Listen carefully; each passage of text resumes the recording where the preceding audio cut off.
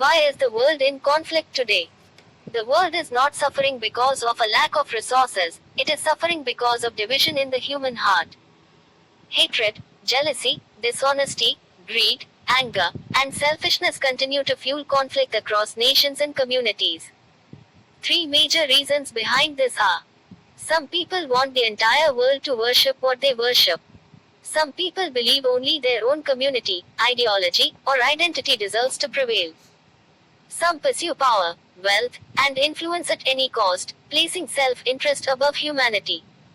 Lasting peace cannot be built on fear, hatred, or domination. It is born from truth, compassion, mutual respect, justice, and the realization that despite our differences, we all belong to one human family. The journey to happiness begins when we choose humanity over ego, love over hatred, and unity over division. One earth, one humanity, one shared future. Hashtag journey to happiness, hashtag world peace, hashtag humanity, hashtag unity, hashtag compassion, hashtag truth, hashtag love, hashtag hope, hashtag one human family, hashtag peace.